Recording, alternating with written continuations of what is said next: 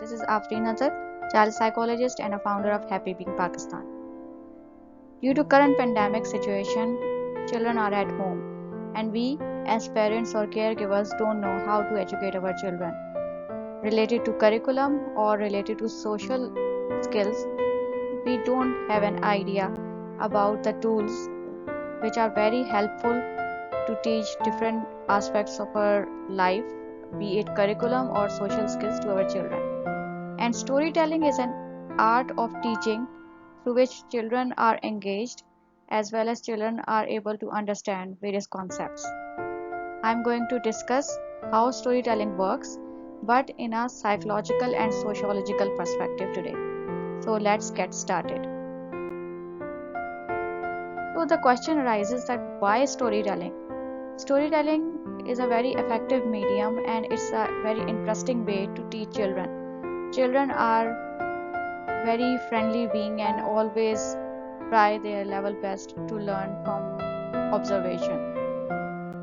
And storytelling session is a good way by which we can make a strong bond with the children as well as teaching children some basic concepts or sociological concepts. For example, if you want to teach children or your child the concept of gender through storytelling, you are easily able to help the child understand what is gender and what is difference between gender and sex. We as an adult even don't know what is the difference between sex and gender. Sex is biological in nature and gender is societal based definition of our sex, boy or girl, male or female. For example, if I want to teach the concept of diversity, I will share the story with the group of children or with a child on how our world is full of different people having different background, cultures, traditions, customs, religion, regions, and there are lots of things which differentiate one human from the other human being. Through storytelling session, I can easily incorporate an idea of diversity and deliver that story to the children. Children, as a friendly being, are always eager to listen to the stories. Through this session or through stories, we can easily engage our children in a healthy way and children will love it. I'm sure of that. And the second effective way or why storytelling method is important is help them understand the concept of problem solving. For example, if you want to instill an idea of problem solving capacity among children, you can ask the children whenever you go outside and you have an experience of unresolved conflict with your friend, what would you do? Or you can ask them to listen a story related to conflict and how it has been solved in that particular story have different characters and through characters you can easily make them understand what is the concept and how to cope with it. So storytelling session is also a very effective medium to help them solve their problems of everyday life. Not only problem solving, it also enhances child's capacity to learn new things.